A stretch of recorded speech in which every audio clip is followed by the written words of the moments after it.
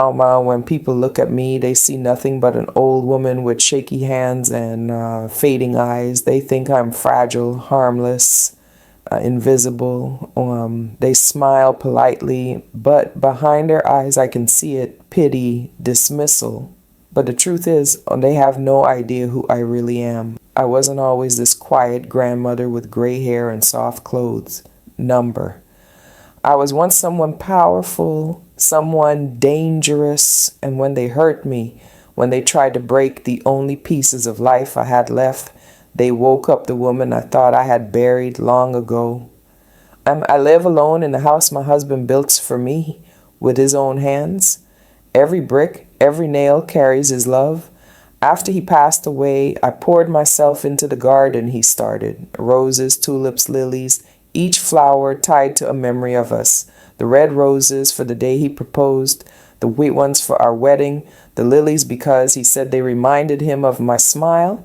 That garden wasn't just soil and flowers, it was the last living piece of him I had. But then the neighbors came. They were young, rich, and arrogant, a family that believed money made them gods.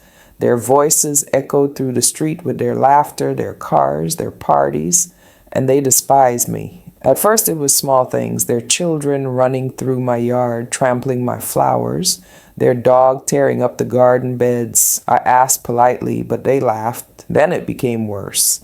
They threw trash into my yard, spray painted ugly words on my fence, called me a useless old hag loud enough for everyone to hear. One afternoon, I found my husband's roses, the white ones he planted on our wedding day, ripped out and crushed into the dirt. I knelt on the ground, my hands trembling as I held their broken stems. And that night, I cried harder than I had in years. But when morning came, the tears stopped. My heart was steady. I remembered who I once was, and I knew exactly what I had to do. Long ago, I was an investigative journalist. Not the kind that wrote about gossip or recipes, but the kind who hunted the truth. I exposed men in suits who stole from the poor. I published stories that toppled businesses. I faced threats, bribes, even death letters slipped under my door. But I never stopped because I knew how to find the rot where no one else was looking. I gave up that life to raise a family, but the skills never left me, and now I would use them one last time. So I watched from my porch, from my window, from the shadows. I listened. Every careless word, every argument, every secret shouted too loudly in drunken laughter. The father wasn't just arrogant, he was corrupt.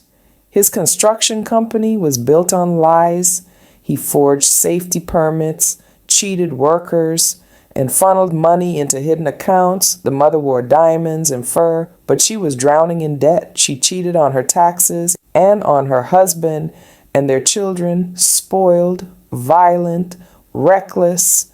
They posted their cruelty online, laughing at the damage they caused. Piece by piece, I built my case. I kept folders hidden beneath loose floorboards, filled with photographs, documents, recordings. Every night I sat at my old wooden desk, my hands shaking not with weakness, but with excitement, with fire, because I knew the day would come when I would make them answer for every tear they had made me shed.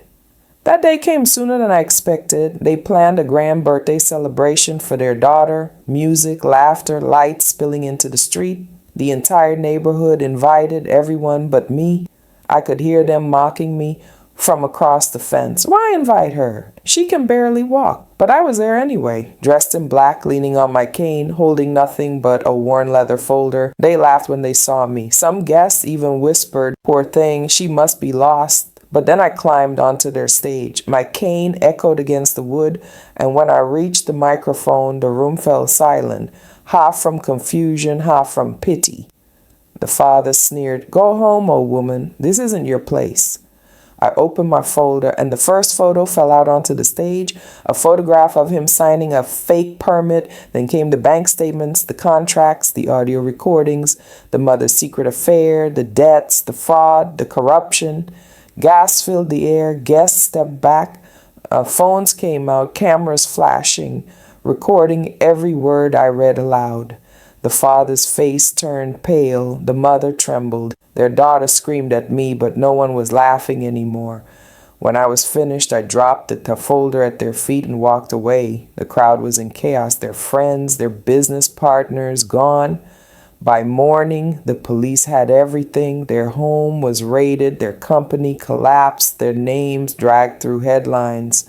The family that once mocked me as powerless had lost everything, brought down by the grandmother they thought was now already forgotten.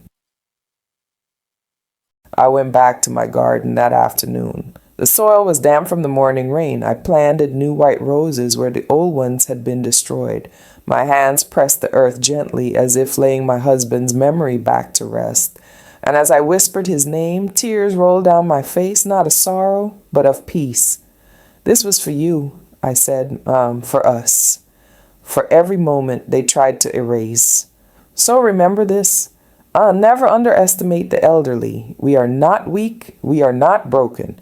Behind our silence lies decades of survival.